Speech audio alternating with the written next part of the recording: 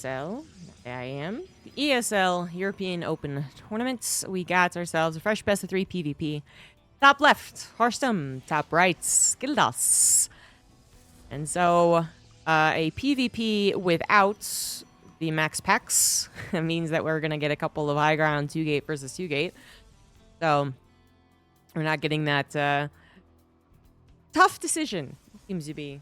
Across the board that is trying to either all-in max packs the style of fast expanding or to match it, which is difficult to match the guy who has more experience. So instead, we get good old-fashioned confusing PvP, which is still very difficult to judge exactly whether you should be attacking, expanding, macroing, attacking, whatever you should be doing. But at least you're both confused together, I guess. A little more than what Max Pack seems to be throwing out in PvP. He is in the bracket here today. Clem, notably, still not signing up for these open cups. I actually forgot that he might be in Korea as well.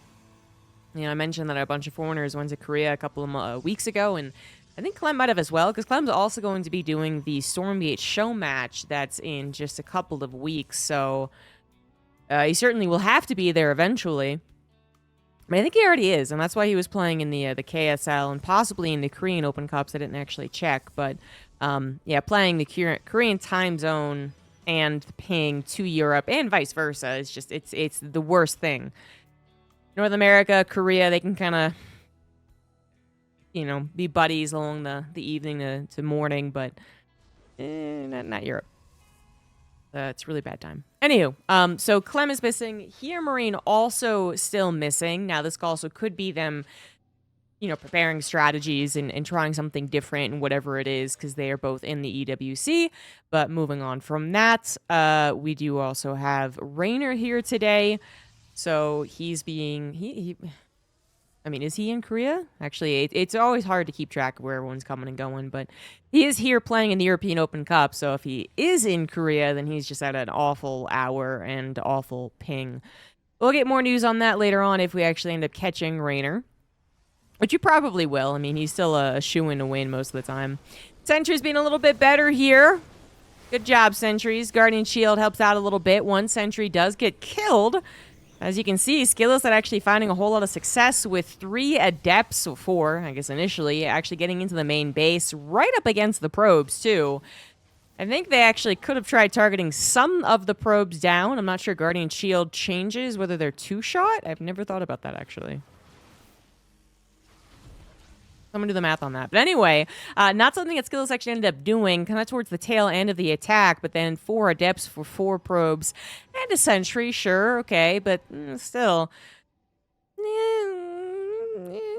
And that Sentry kill is not going to have a lot of ripple effects, I would say, in this game, where, you know, if SKillous was going to go for an immediate 1-base robo all-in, then that lack of force field could mean you don't create that force field wall. And then the Immortal all-in is effective, or whatever it is, right? But that's what's happening here. We actually have 2 fairly similar openers, obviously Adepts versus just Stalkers in this case, and so SKillous is lacking 2 Stalkers. The same number of Sentries, too, despite killing 1. We got force fields coming down for both parties, both succeeding in killing 1 Stalker apiece. That was, you know, speaking of similar openers. Hallucinations for both players also have been flying around, getting all that information about whether an expansion is actually going to be the idea here, technology, upgrades, stuff like that. No fast Dark Shrine, which is always nice to see, but then while all that scouting is going down, you also got to be paying attention to this micro war that's happening, and SKillous actually caught not paying attention immediately, and then I think just kind of getting caught up in the attempt to rebuke. But Harstem was already reinforcing with more Stalkers, so I mean, there wasn't a good retreat path because he was in such an awkward area. And unfortunately, SKillous has lost out in quite a few of his units, but trading out well enough, I suppose. Actually, as you can see, SKillous, it takes more damage, but well enough to survive. Actually getting another Stalker right there and applying some pressure, too. Unfortunately, like, as much as you would hope that this is the time in which you have a little bit of an advantage, it's almost inevitable that they're going to have, a couple of warp-ins. And unless you really have a lot more production than your opponent, which is unlikely, 3 gateways to 2, but no proxy, no warp prism, anything like that, the defender's advantage is going to kick in. Harstem may be playing with fire a little bit by not adding a shield battery in case things really did go sideways, but remember, they all had scouting, so, I mean, the knowledge was there that a 3rd gateway, I guess, was faster. I actually missed that one. That was almost... I could see that actually having been a problem, but at no point was Harstem actually overwhelmed by soccer numbers. In fact, still leading the soccer numbers right now. Yep. I mean, SKillous, he moved on to the 3rd base around the same time that Harstem did, so that wasn't too big of a difference. We got the charge as a priority for SKillous, as Harstem actually looks to grab that +1 weapons and is going to hold off on charge. Now, Robo is coming down, making sure you got detection. Maybe an Immortal will pump out, and hey, if it's attacking the Soccers, it's Gucci, but eventually you are going to add on your own charge, and that's exactly what's happening as I'm speaking. But the difference is that Harstem will probably have charge for any upcoming battle. It's a fairly fast upgrade, especially if you're trying to chrono it. And then, more importantly, perhaps, he's going to have that +1 weapons. So he's already got that, right? Where this is the ideal world. Now, it could be unideal if Harstem was being 3 base or, kind of fake 3rd base, I guess, attacked right now, and had resources in 3 different things that aren't helping. Immortal charge and +1 not quite finished. Well, that might be a problem, but considering that this game is moving on to really a macro stage here, 4th base coming down for Skillous, Harstem being a little more reserved probably will eventually once he confirms his opponent is. But in that case, getting the upgrade faster and keeping the upgrade going, so you're going to have that +2 faster and that +3 faster and the shields faster, that might mean a little bit more. And what Skillous has done here, just kind of sneaking in that gateway, getting that faster charge, none of which has actually helped him tremendously. I will say he's continuing to play a rather courageous style. He was constantly out on the battlefield, even though he lost a couple of units extra. And now he's actually the first one to expand by quite a bit, almost an entire Nexus. And that's not necessarily off of a gamble, but it's also not necessarily off of all that much, I guess, confirmation that you're not going to be attacked. It's kind of in between. It's like, maybe a little sketch, but he actually has gotten away with. And Harstem is clearly just trying to build up that army, taking a slower base. We got a proxy gate coming down from Skillous as he probably prepares just a really multi-pronged attack plan. If he can have that stronger economy, which, I guess he has actually had a little bit... not the most impressive, but then you can start throwing bodies at your opponent. I'm going to find them off guard, and just in general, being able to place down proxy pylons and gateways where it's unlikely your opponent will scout them. I mean, that's always useful. Later on, it could be a very important run-by opportunity. We're still looking at Harstem with a much faster upgrade, though, and that's still really concerning to me. An entire Nexus faster is all well and good, but without that much of a probe difference, again, this isn't that impressive. It's all great to see nothing but blue for the most part, but then you got to really look at the numbers on the side. If this was 1,500, you'd be like, oh shit, okay, Skillous is rolling in cash right now, but 600, not that much extra. Maybe a couple more zealots, to say the least, actually. We got 13 more zealots here for Skillous, but I gotta say, with the Archons actually in play here, it really depends on how those zealots are going to get a concave, because we could easily see... I feel like even twice the number of zealots just disappear if they ran down that choke on the Archons, right? So who cares if you had 54 zealots? They'd all get blown to pieces. Kind of ditto on the other side, of course. Harstem also going to have trouble getting up the ramp as his charge lots also bulk up, but I think his army is just looking a little bit stronger right now. We got Archons at the same number. Zealots, yes, better for Skillous, but Harstem actually getting up to this high ground, avoiding the shield battery defense so far. And he's got 2 Immortals helping as well. It's just all about these Zealots. Can Skillous actually get them to impact the entirety of the battle? Or do they disappear in the blink of an eye because of those Archons? And I think they're both very much aware of that. That's why we got a little bit of footsie being played right now. Skillous also wanting to be able to use the overcharge to help out, but then not wanting to open up an opportunity into the natural. At this point, Harstem making a good read here, realizes it's been too long. He's missed his opportunity with the upgrade advantage, +2 already done here for SKillous as well, and actually evening up on the upgrades. In fact, as Harstem had invested so much into this, he didn't immediately go into that +3. So that was the timing he was looking to hit, but it is gone. There were more warp-ins happening in the natural that was going to create one hell of a concave, and now Harstem needs to get out of here. Actually going to take the fight right here, but I'm not sure who's going to win this one. I think both of them also a little uncertain. We got some Warp Prism Micro for SKillous. Harstem's Warp Prism going to be taken down, and that looks like an overwhelming blue Protoss army. SKillous with his Warp Prism still intact, also getting those instant reinforcements, and Harstem is going to have to tap out. Yeah, that is too close to his home base to try and reinforce. A 30 armor supply difference, if maybe you had taken the battle on their side of the map, maybe could have been replaced. A little defensive advantage kicks in. Maybe you can hold on. But when it's already halfway across a map that is also pretty short, you're probably just going to get bopped. 30 army supply, 5 base Protoss, 10 gateways.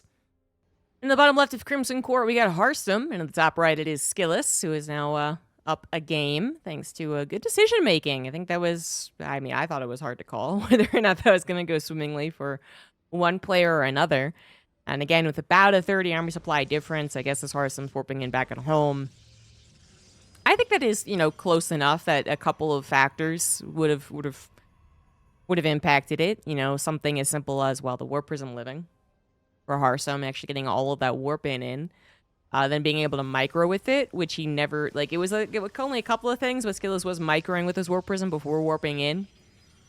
Perhaps if Harstem had a slightly better concave, he was kind of caught a little, I guess. He was on the retreat, and SKillous was the one engaging, so SKillous got maybe a better angle. And then, actually, if Harstem had just been able to retreat back to, I guess, his own defender's advantage, to his own reinforcements, especially because the Warp Prism died, and to his own shield battery, then, I very much think that he holds. And he was trying to get to a robotics bay. He still had a slight lead on that +3 attack.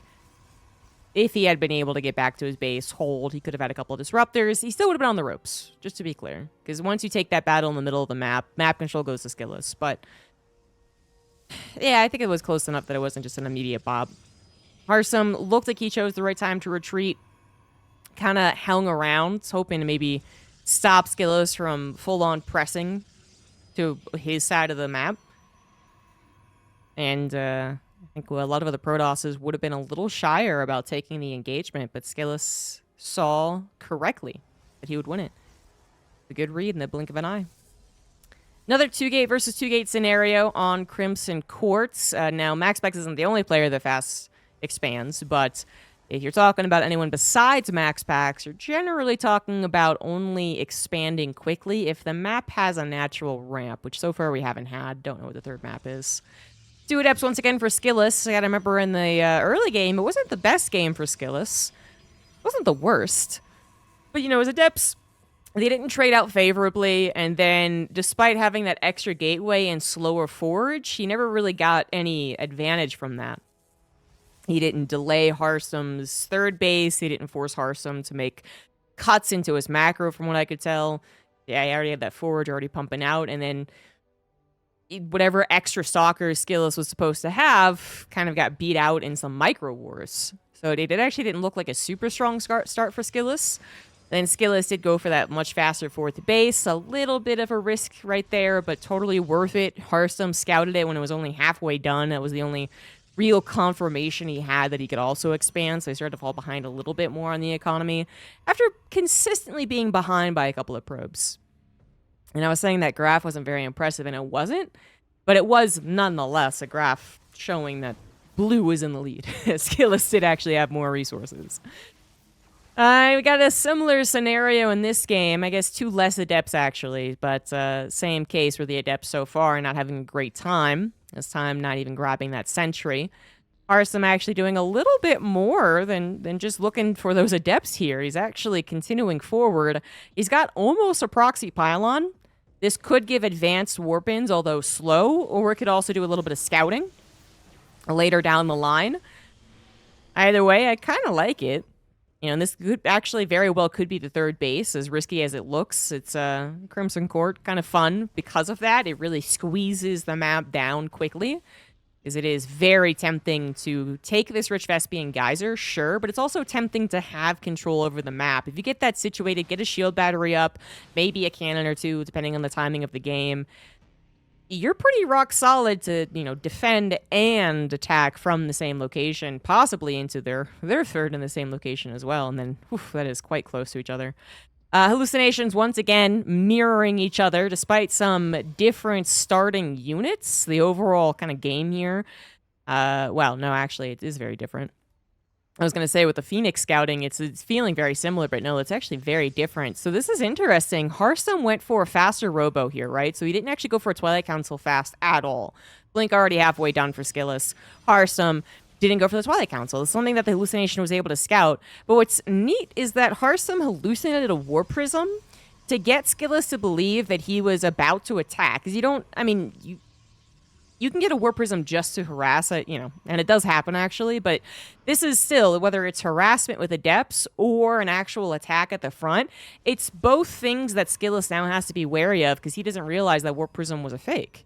So if that means that he warps in a couple extra stalkers and has that much later of a Nexus, then Harstem could actually get that faster Nexus, maybe keep SKillous so much on the back foot that he even gets to protect that Nexus, that type of thing. In this case, SKillous is properly preparing to defend against a War Prism. Like, he totally believed that it was real, and just a couple of adepts can ruin your day.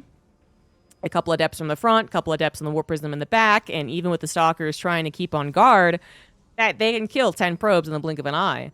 But now that Blink is done, even if the War Prism was real, it is a really big risk to continue running around with that War Prism with Blink activated, which Harstem would know. So this is kind of like, I gotcha for 20 seconds, but now we both know what's going on here. you probably figured out that War Prism might not have been real, because to not use it at all thus far would be a big waste of money, but it was imaginary. SKillous still not taking any chances, leaving Stalkers back at home. It is prudent, and there's not any other reason not to, because there is no plan on actually engaging this third base totally indirectly. Both players not taking that really audacious base, by the way, despite that pylon being up there, which was taken down as well, now replaced by an observer. We got SKillous with the vertical expansion, and then Harstem with the triangle expansion. It's a couple of different choices. I mean, SKillous has the more mobile army, although Blink is finishing now for Harstem. SKillous has a lot more Stalkers. Harstem got 2 Immortals, which, you know, are very good against what SKillous currently has, but we are moving over into that Charge and Archon phase as well. Worker counts have remained fairly even a little bit of a spike for both players every which way. And again, looking at the actual differential numbers, it's not that bad here, but SKillous is, yet again, gaining some of that map control, this time just by the tech and the path they took in their build orders. And he is getting that slight lead. It's a couple Stalkers extra every minute or so. Can possibly snowball. 8 gateways apiece, 10, about to be 10 for Harstem. I mean, if you are just pumping out non-stop Zealots, you can produce quite a bit off of 3 bases saturated on the minerals. Checking that gas, though. SKillous has 4. Harstem has 4. Okay, it's all even Stevens. Just slightly different ways of getting it. So, a lot of Zealots, couple of Archons trickling in. And then as far as the Stalkers go, SKillous does have over double the amount of Stalkers. They will get obliterated if the Immortals actually pack their correct punch. Couple of lovely hallucinated Archons coming in here. Harstem recognizing there still is no observer from his opponents. And while he can't take advantage with Dark Shrine, he can take advantage of hallucinations. The observer finally comes in for SKillous, but that is pretty darn late, meaning that his units at the very least were taking bad shots, even if SKillous recognized those Archons were fake. Now, this will go around every which way, and actually a little snipe on the War Prism, thanks to these Stalkers' mobility, will cause this to be a bit of a wash. Although, wait a minute, this isn't over, actually. Okay, we did a ring around the rosy, and now we're back into a fight. Recall having to be used as Harstem had that less mobile army. The Immortals getting trapped out, having their shields popped, and they got injured. And now there's no extra recall should we have another situation where there's a ring around the rosy, I guess. This is just going to continue battling because we do finally have both players expanding to that middle base. Suddenly this map is very, very short. Whoever gains momentum will hold it and be able to use it in a really strong way. But if momentum ever reverses, it comes in clobbering. And it looks like with Harstem about to have +2. You know, he's had an upgrade lead this entire time, but he might even have a 2 upgrade lead for like 2 seconds. No, okay, never mind. Not going to be the case. He's still going to keep a 1 upgrade lead. That's still impressive. Momentum very well should be on his side. And SKillous, I think, you know, having done the runaround game and bought some time with the Warp Prism snipe, knows that he is on the ropes. Shield Battery not quite done. Warp Prism, once again, going to be looking for some micro. We got so many Zealots from Harstem, actually. These Archons getting much better blasts for Harstem, too. And this all actually would have been so much better if this freaking Shield Battery was done, man. But this Shield Battery comes in too late to help, gets targeted down, and SKillous is going to be defeated in Game 2. Meaning we get ourselves a Game 3.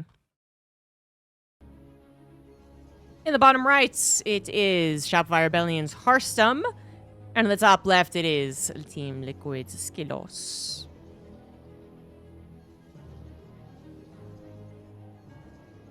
So we got ourselves a game that said that is only cast in blue. We got ourselves a match 3 here. PvP, SKillous gets in a really nice position, literally, with his army in the first game. And takes advantage of a surplus of Zealots and chooses the right time to strike. Second game, different scenario. Not in even upgrades. It's trying to keep the battle going in a way that meant that he could at least survive. But he was not really supposed to win. And it almost worked out, as he had played the runaround game so well. Harstem almost lost 2 Immortals that were very, very helpful for the battle. They pack a punch to the Stalkers that SKillous had made more of, 15 compared to like 6 or something like that. And then also do help out to tear down those Archons if they get proper shots. And so SKillous, you know, he spent a lot of time having to micro around and battle and try and make up for that upgrade deficit with some mobility, and it did almost work out, but when push came to shove, he was 10 seconds, 15 seconds too late on the shield battery, because that really needed to be there on the high ground, taking advantage of that position from the get-go. And then SKillous has a chance to survive against the better upgraded, more charge-lot, Immortal, Archon-focused army. But without that shield battery, there's basically no chance. And he really needed that 4th base, of course, as well, so there's no evacuating. Very tough a map, I suppose, when it gets down to that point. You know, a lot of the advantages that SKillous' style might have on bigger maps, like an Oceanborn, is going to be that mobility. So him always going into that blink, I think he does like playing that kind of mass expansion, mass proxy gateways, coming in at you at very different angles over and over and over again. Like, SKillous was very good at that when that was the primary way of playing. We had a lot of PvPs that were Disruptor years ago. Then we had not necessarily a new style, but a better fleshed out style that was just expanding quickly and overwhelming the higher tech person. And things have kind of like settled to a point where you really got to read the like small signs of where they're kind of headed. It's not so much just like, this guy turtles, this guy attacks. But I feel like SKillous likes that style of play. So anyway, on a bigger map, being able to use those Stalkers to play the runaround game, having the extra 5 to 10 seconds because the map is bigger and the bases expand away from each other, not towards each other, is a huge difference. Because that runaround game gives you the time to produce more Archons and a couple of shield batteries to help out. And then I think SKillous' style works out a little better. He hasn't really had the game to explore truly, that type of game, the just Zealots coming in from left, right, Warp Prism in the main, all that type of good stuff, but, you know, he's probably going to get there in the first game if Harstem had not taken the battle and it ended being so poor for him. Then that probably would have been the game that we saw, but first game kind of ended before that chance, second game certainly ended before that chance, not in SKillous' favor. And Harstem has got 2 games where playing the slow and steady approach basically has been okay for him. I mean, there's, you know, I know he lost the first game, but honestly, it really wasn't that bad. And continuing to play into the Nexus. No one's one base cheesed in this best of 3 PvP, surprising. But then also into the Sentries. Perhaps into the Immortal should you want to. It seems like it's actually pretty good. Now this time around, we do have that Twilight Council coming down, and this could very well just be that map difference. We do also have SKillous actually going for a Stargate first, which also could be a big difference. Oops, excuse me. And so it is going to be more akin to that first game. Perhaps Harstem still ends up grabbing the faster, safer robo timing, grabbing an Immortal to help out, but then what really was supposed to shine in that first game was the faster upgrade. Just didn't quite. Too long to actually take a battle. I'm curious to see if he gets in the same position. Both players expanding towards that third. Again, hallucinations coming out, or in this case for SKillous, oracles actually. Doesn't need hallucinations, doesn't need sentries. Means that we do have this kind of typical 3-base setup. Both players really having a good idea as to what each other is actually doing. Not always the truth, I guess. There's always a chance there's something hidden out and about. Technology, gateways, armies. But SKillous, with his revelations, with his oracles, and even a little bit of that forward pressure in the beginning, really had the better idea. And the oracles, they're very useful when used correctly. Very bad if they don't do anything at all, including scouting. But in this case, using them correctly, you do get that more secure information than the hallucination that could be shot down or could only see the natural before it disappears and doesn't see the third. And so SKillous is kind of taking hold of the wheels here a little bit. The oracles, I would say, would like to do something a little bit more, just because having 2 oracles is such a neat thing to have, isn't it? But they haven't really done anything direct. The scouting, the reliability, even the stasis traps giving you that extra defensive edge really does let you take control of the PvP a little more. In an ideal scenario, we've certainly seen oracles contribute nothing to main engagements, and they do get overwhelmed by like a 2-base push or something, but not so. No one even tried to move out to even go after the 3rd base or kill a pylon or something along those lines. Nope, both players staying at home, except for the oracles, which really didn't do very much and ultimately end up at home as well. They got their scouting, they got SKillous' confidence, and now they're providing that extra defense, and SKillous now feeling confident moving out with his main army once more. Has got that superior mobility, and then he doesn't have to worry about any type of run-bys. Not that Harstem's really been big on them anyway, but with the stasis traps, that also helps. I'm going to say, the oracles could certainly be providing stasis traps in a more forward position so that SKillous has a safe retreat and perhaps a bait as well. There's an observer for Harstem hovering, so SKillous won't be able to bait him into any forward stasis traps, but absolutely, like one back here, 100%. SKillous on top of things. Harstem once again going for that kind of slower build-up approach to a theoretically better army, including the Immortals, plural, hallucination as well. But this is a big difference between the first game and this third game. SKillous got that higher stalker count and more mobility. They don't pack as much of a punch as the Immortals, but they're pretty useful in their own right. But he also has the upgrade lead, and that was one of the things that Harstem wanted to use in Game 1 and was unsuccessful in doing so, yes, but, he lost that game to a couple of different reasons. Now could lose this game to the same kind of reasons, plus no longer having any type of upgrade advantage. In fact, might find himself soon to be up against an upgrade advantage if he pushes out, or if SKillous brings out his entire army, which SKillous doesn't really need to be planning on anytime soon. Harstem doesn't know that. All of the map goes to SKillous, all the vision goes to SKillous, so Harstem has no idea if he's about to run into a bajillion zealots. Really nice on the pops of the stasis trap for Harstem until this last one. But he was aware that there were stasis traps thanks to the observer, but then he didn't check that last one. So this will stall out his push.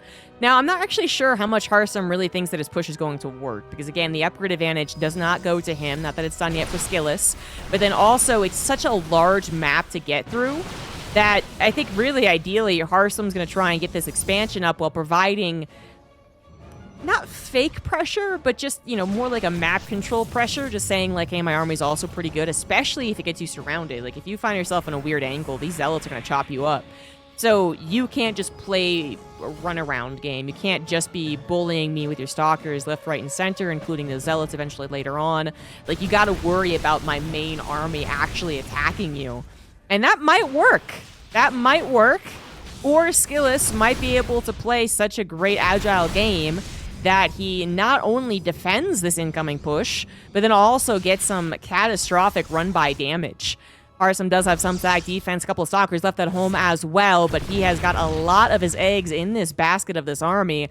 War Prism is looking awfully tempting to snipe, not going to happen. Immortal gets a shield popped, +2, still coming along here for Harstem. No doubt he's clicked on the stalkers of SKillous and realized that he is out-upgraded. And it's not that he couldn't take it. Oh, this is, ew,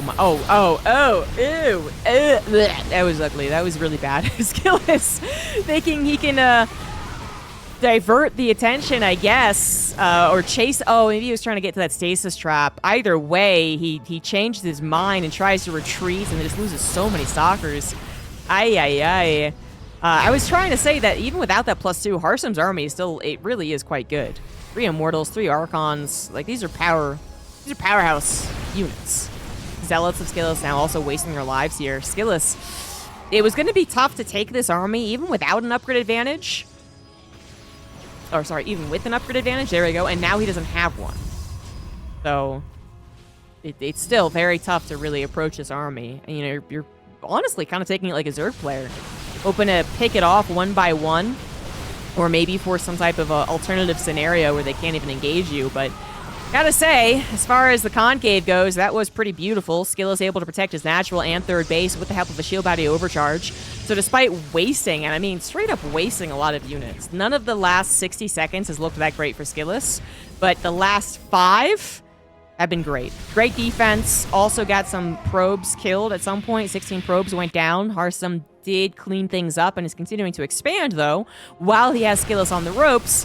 But SKillous, you know, he's finally maybe getting back into the groove here. He once again has an upgrade lead, although that armor might not matter if the Immortals really get close, friendly with the stalkers, yeah? Ditto on the Archons, getting friendly with the Zealots. That is the ideal scenario for Harstem, but SKillous going to try and make sure that he gets his most ideal scenario, which is, I would say, cutting off those Archons before Zealots engage. Didn't really happen. Still has the nice arc with the shield body overcharge. Gonna blink forward and try and take down the Immortals, but oh man, this is ugly. So many stalkers not even firing. That was not it. So much of SKillous's army was not impacting that battle the best way that it could. Now, maybe SKillous can still hold. War Prism just got shot down thanks to the reinforcements. Stalkers can pick off these units one by one, and the more that Harstem gets disjointed, the worse his army gets, because that's still a pretty good Stalker ball from SKillous, but I'm afraid that battle was already too bad, so even though we're on cleanup duty right now, it is too little too late, I think.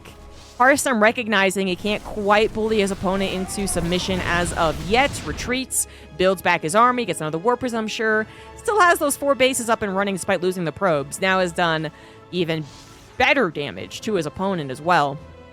So 14 probes killed for SKillous, but then SKillous never got that 5th Nexus, which at least Harstem has had to replace probes even if he hasn't saturated it yet. So yeah, SKillous, he actually had so many opportunities to play that better. Just to be frank, you know? I mean, obviously a very, very difficult game to play in the heat of the moment. And once you lose that map control like he did, it gets even more difficult, I would say. But there were 100% moments that he just flubbed. And you can't deny that as much as it hurts. He lost like 10 stalkers on this whole weird thing that turned into indecision. He lost some zealots just kind of running in without the rest of the army. And then when the push actually truly came to shove, maybe he could have had a better positioning. Maybe. That was tough. I'm not going to say that was possible, but you know, the zealots of SKillous went right up against the Archons. The stalkers were right up against the Immortals, which is the least ideal scenario for SKillous. Obviously, Harstem getting everything he wanted and more. Excellent play from the captain, playing that kind of slow and steady style, making that big one-punch-man type push through the middle of the map while safeguarding himself against the potential base trades. Is that's what I was meaning when I said that there's alternative solutions to this. Either you defend really well with a great concave, pick off some important units, get your shield body overcharged, blah, blah, blah, or a base trade. It's kind of what it would come down to. With SKillous knowing that his army is more mobile, better upgraded, if it catches the army of Harstem dissected, it is better. Look at how much it can pick off and then blink away. But it's not useful if every time you blink away, you're losing 20 probes, you're losing a nexus, you're losing your gateways. You can't do that. You can only do that offensively, and only for a limited amount of time if you're running out of cash, which SKillous certainly is. SKillous at this point knows that his opponent has a lot of bases, all properly protected, and he finally will tap out.